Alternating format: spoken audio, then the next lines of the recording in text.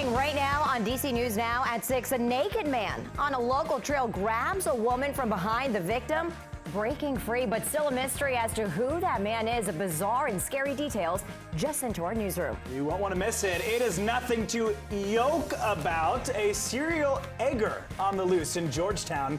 Not what you'd expect during a night out on the town. We are live outside of the restaurant that is now in a sticky situation. And a look inside the unsealed affidavit of former President Trump's FBI raid. We've got that full report coming up tonight. Hey there, Janessa.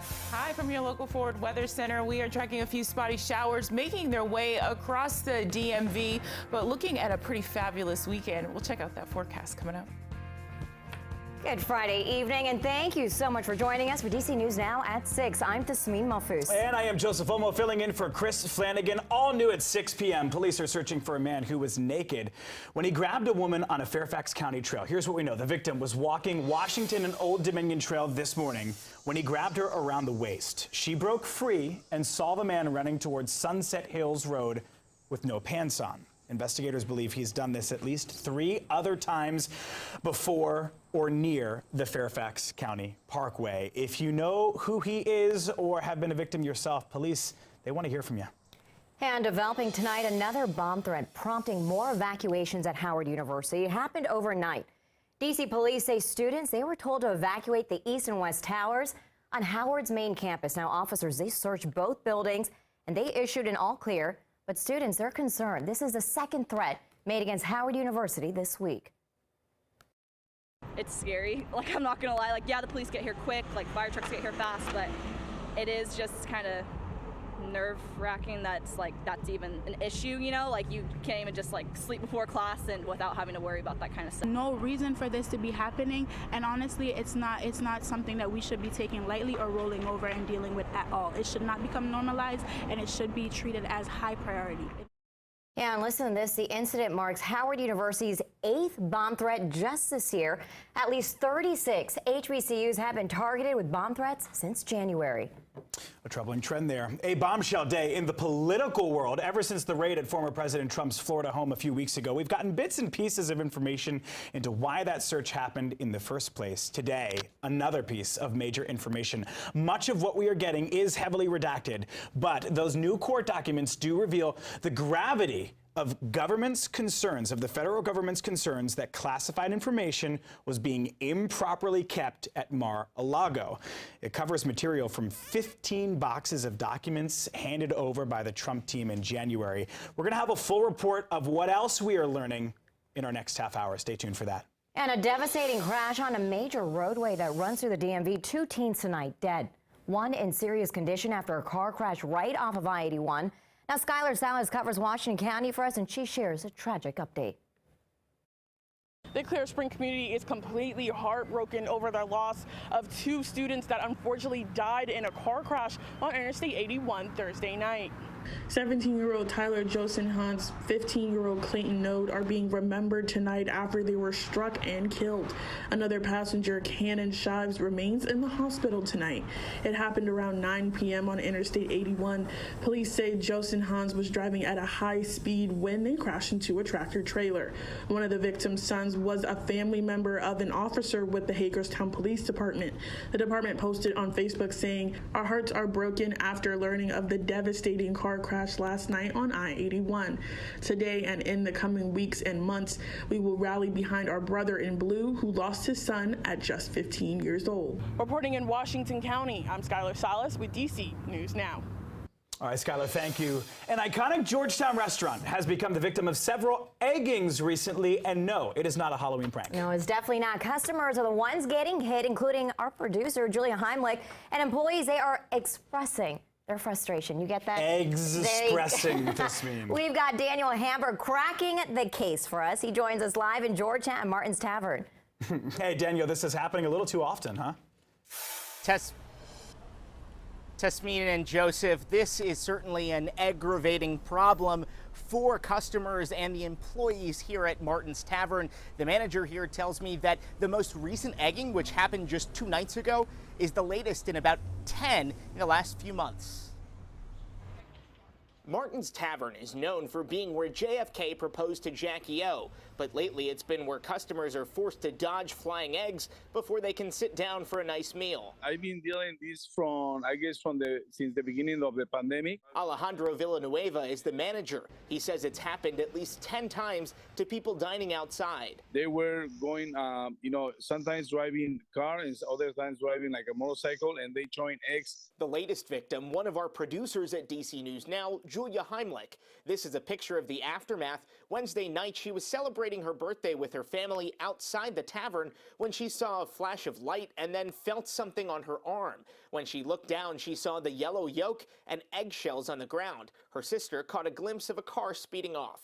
I asked my colleagues around the corner, even M Street, I asked the Thunder Burger, Bodega, and they recall that it never happened on their properties. Villanueva doesn't know why it keeps happening at the tavern. It's very impolite, Why are you buying an eggs just to throw on people? Julia was able to laugh it off and snap this picture with Villanueva, but it's no laughing matter. The restaurant just installed security cameras a couple days ago, and they should have caught this most recent egging on camera. I'm gonna get those guys, once we have the cameras.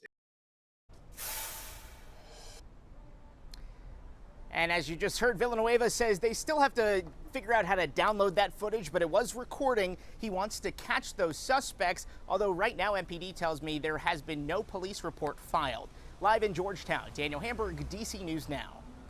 All right, Daniel, thank you. And we do want to say this is a serious situation. Julia Heimlich, she is such a happy person. She is, and indeed. she had such a great attitude about it that we saw there with that big smile on her face. I was like, why are you smiling? I would have been so upset if somebody were to throw an egg at me. I can't imagine how you would have been if you got eggs on you. You already know, because I have a natural mean mug, so we already know if it was me. But I was so happy that Julia is okay.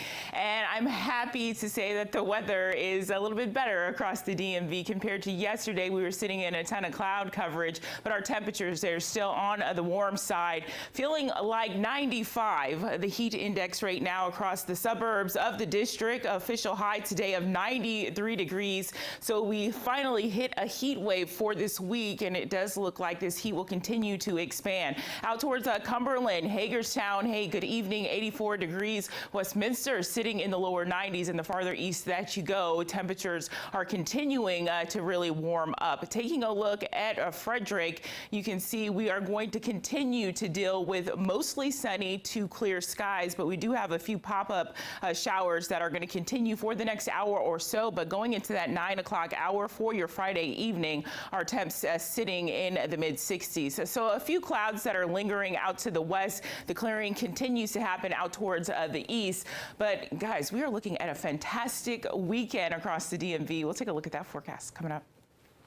Vanessa, thank you. So earlier this week, we got a tragic update when Prince George's County Police said that the death of a 5-year-old girl was ruled as a homicide. Yeah, well, tonight, a step closer to justice for that little girl. We are learning about arrests in that case that are hitting really, really close to home. Let's bring Dave Laval in on this. He's joining us live from Capitol Heights, where all of this happened. Dave, it's a bit of a surprise this evening as to who police arrested in this case.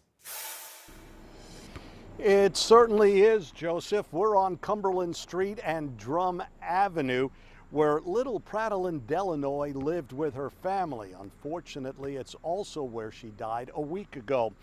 Detectives announced earlier this week the D.C. coroner ruled the child's death a homicide. They have now charged the parents with the child's death. Her father, 44-year-old Pradell Delanoy, is charged with child abuse resulting in death and neglect of a minor. The stepmother, 42-year-old Ornelli Charles, is also charged with both crimes, plus an extra charge of assault. Capitol Heights police responded to the family's home on Cumberland Street August 18th. Prattlyn was rushed to a D.C. hospital where she died. Acting Police Chief Daryl Morgan said new information showed a history of abuse involving the child. From what I understand preliminarily, there is some history of child injury prior to this incident. I'm not specific on all the details, but there were some injuries that the child experienced earlier in the year. That's what I'm aware of. Morgan said it's not uncommon for prior incidents of child abuse to remain hidden until there's a major injury or death, which unfortunately is the case here. Prince George's police continue their investigation as they're the ones who handle homicides in this city. We're live in Capitol Heights. Dave Laval, DC News Now. Dave, thank you. And police got an arrest warrant for the man accused of opening fire in the mall at Prince George's last week. This is an update tonight. The August 18th shooting that killed 20-year-old Darian Herring. 33-year-old Stephon Jones has been charged with first and second-degree murder. Police say the shooting stemmed from an argument right in the food hall in the mall.